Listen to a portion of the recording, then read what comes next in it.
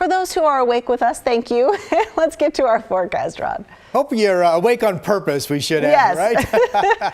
Good morning, everybody. We do have some fog pockets primarily out on the west side, Hillsboro down to McMinnville this morning. Temperatures are above freezing, but in the 30s. Now, Sandy up at 1,000 feet was at 32, and Estacada is close. Salem, 38, and Kaiser's at 38 degrees. So here's your day planner for a pretty quiet day. We continue to see light winds. Overall, cloudy to mostly cloudy. We may or may not see some sun. 43 degrees at noon, 46 at 5 p.m. Portland's high getting up to 48. There's that shower chance that starts later this evening. Back to you. All right, we'll check in with you soon, Rod. Thank you. We need to get to our breaking news and a traffic alert for many people this morning. This is on I-5 northbound, right in the Terwilliger curves. You will want to detour around this because only one lane of traffic, that is an improvement, is getting through northbound right now. It's been closed since a little after 3 this morning because of a crash.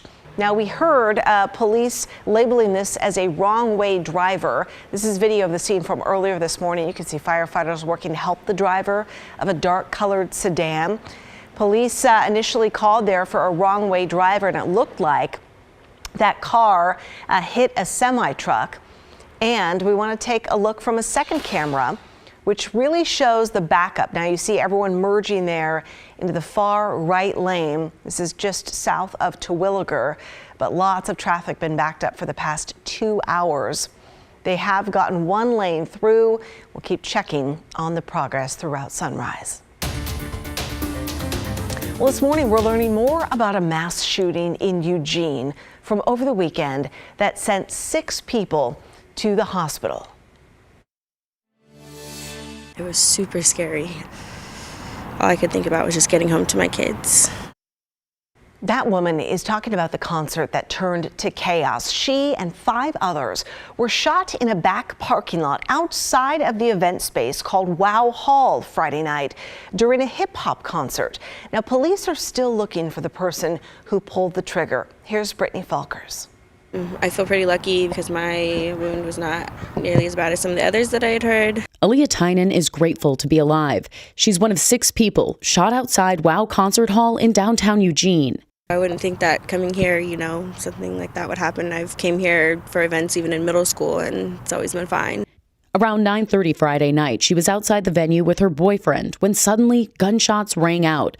She ran to hide behind a parked car when she noticed she'd been hit in the back of the leg. It hurts. It was scary. It definitely could have been worse if it was like any further into my leg. It burns really, really bad. I saw tranquility in one moment go straight to chaos. Thomas Hira was also there for the hip hop show. He was outside in the parking lot where people were hanging out. My attention was drawn immediately upward by loud bullets, and I could directly see the shooter on the same sidewalk as me. Police say the shooter took off. All we know is it's a male in a hoodie, and that's about all we know right now.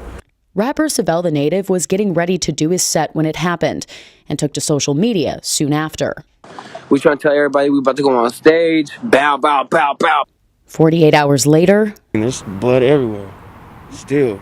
Blood and bullet holes, remnants of that terrifying night. It's not a free loving life. It's not the 60s, it's not the 70s, it's 2022. America's a war zone, you know what I mean? And we got to be aware of our surroundings at all times. And the suspect has not been found. The thing that's really critical about this is that when you have something like this happen with this many people involved, is that we know we have witnesses, we know we probably have video and audio available if people are willing to share that with us. Hira says he did come to police with information and video of the shooting. He hopes it helps them find the person responsible. I pray to God that he is apprehended, that he never commits this act again. Meanwhile, Tynan says wounds will heal, but it's going to take time for her to feel safe again. There's a bunch of innocent people that were affected by this, physically, mentally, emotionally, and it's just, it was just an unnecessary thing. Be safe and always watch your surroundings, even in our small town. Now, again, no arrests have been made, and police in Eugene are working with the FBI to find this suspect. If you have information, Eugene police have set up a tip line. You can call the number 541-682-5162 if you have information. Well, the Clackamas County Sheriff's Office needs help to find the suspect in a shooting in Happy Valley that sent one person to the hospital. This happened Saturday afternoon at the Winco parking lot on Southeast 82nd. No arrests have been made, and there's little information at this point, but anyone with information should call the Clackamas County Sheriff's Office. Meanwhile, 3 drive-by shootings in the span of just an hour sent 4 people to the Columbia County Jail. They were arrested Sunday after a series of shootings and a chase that took them from Southwest Washington into Oregon. And it started just before 1:15 Sunday morning and continued for about an hour at multiple locations. Those 4 suspects, they're young. They're between the ages of 18 and 20. Luckily, police say no one was hurt. Now to coronavirus, because hospitalizations in Oregon continue their sharp rise amidst the Omicron surge. As of Friday, there were 811 Oregonians in the hospital with COVID. Hospitals were already very full with non-COVID patients. Now, in some cases, they're being pushed over capacity. At Salem Health, doctors are caring for 85 people with COVID. It's about 25% of all the patients who were there, but the chief medical officer says Salem Health is at 112% capacity. The difference now from a year ago is that we're greater than 100% capacity. So there's no room. And that's the part that's worrisome. And we're all holding our breath regarding flu and whether we're going to see that come this season as well. Now, the concern is similar in Bend at St. Charles Medical Center, where the chief officer said the ER is projected to get 3 times the normal number of people in the next month.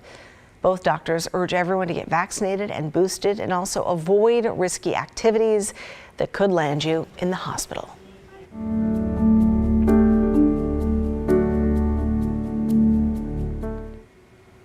Today is Dr. Martin Luther King Jr. Day, and many celebrate his legacy by doing service projects. They've been happening all weekend. Tim Gordon takes us to a neighborhood cleanup that started at Martin Luther King Jr. Elementary School in Portland. Many of the volunteers marched to Martin Luther King Jr. Elementary from Portland Covenant Church to join others for King Cleanup. Out came the garbage bags and the instructions. Yes, and we walk Grand all the way to Shaver. For a crowd of people out to do good, including a kindergartner named Rena. All I'm going to do is just pick up trash, all the ones I see, because we need to help the earth. Rena's dad, Ruben, agrees. Helping the world matters. It's a great opportunity to kind of focus in on what's important and what our neighborhoods look like and who we are as a country. Awesome, there you go. Yeah, thank you. So out people went from the school named after the great civil rights leader. Okay, so our plan to protect today is to fan out from Northeast 9th in Alberta to 6th in Alberta, then south from Alberta to Shaver, picking up any litter, any trash that we see. Community service organization Neighbors Helping Neighbors helped coordinate the trash pickup day. Couples, kids, groups of varying size found litter to pick up and refresh this historic Northeast Portland neighborhood. A history that includes Dr. Martin Luther King Jr. Elementary School. The same school that saw a peaceful protest on Friday, with parents demanding King be taken off the list of consideration for relocating Tubman Middle School due to I-5 expansion plans. There is a direct connection between Sunday's neighborhood cleanup and the effort to preserve the school named in Dr. King's honor, says PTA President Tyler Brown. I think the school mirrors everything that his dream has, and people of all ethnic backgrounds working together and accomplishing a dream. In Northeast Portland, Tim Gordon, KGW News. There are more events happening today. The Scanner Foundation is holding its 36th annual breakfast. Just like last year, though, it's going to be a virtual event. You can join in through the link on their website, thescanner.com. Also, this afternoon at the Hollywood Theater there in Northeast Portland, they are showing Keep Alive the Dream. The annual showing is put on by the World Arts Foundation and highlights local contributions from Oregon's African American community. It starts at 3 o'clock with a Q&A session right after. And at the Clinton Street Theater on Southeast Clinton Street, they're showing their annual screening of King, a filmed record. It's free and starts at 6:30 tonight. Lots of events going on. Let's check in on our forecast with Rod Hill. Good morning. Good morning. Quiet day. We have light winds. Dry weather continues until we get into later this evening. Then remember, we have showers expected overnight tonight and tomorrow. We do have an air stagnation advisory in play, and this ties into the reason that some of you never really saw the sun over the weekend. Temperature inversion, a lot of low-level moisture, light winds, and we simply didn't clear out. When you get warmer temperatures aloft, it stops the air from mixing, and it kind of locks everything down. We have a mix of green is good and yellow is moderate, so good and moderate air quality this morning in the valley, but some worsening conditions, unhealthy for sensitive groups over in Central Oregon. So we'll be watching air quality numbers today. We have fog primarily on the west side right now. In fact, dense fog in Hillsboro, 1/4 mile visibility there. And I had some fog in Tillamook, but now that's not being reported any longer. So weak weather system, it's throwing some clouds our way in addition to the fact we have some fog pockets out there this morning. So this is a day that has the promise of some limited sunshine overall, and then Futurecast will show the chance of showers starting this evening. Now, Futurecast really likes some sun, but that has been fool's gold more than not the last few days. Here we are at 5 p.m. Notice once we get into this evening, here we are at 10:30, some showers hitting Astoria. This is a weak system, as we've been telling you it would be. So here's 8:30 tomorrow, and the shower chances continue to 7 p.m. Any rain totals will be less than 15/100ths of an inch, it looks like. We're at 39 in Portland right now. We do have some freezing numbers in Central Oregon, Bend, and then out in Burns, it's 24 degrees. 7-day forecast numbers. Once we start that shower chance tonight, we actually have a shower chance in the forecast all the way through Thursday. The weekend looks dry again. Back to you.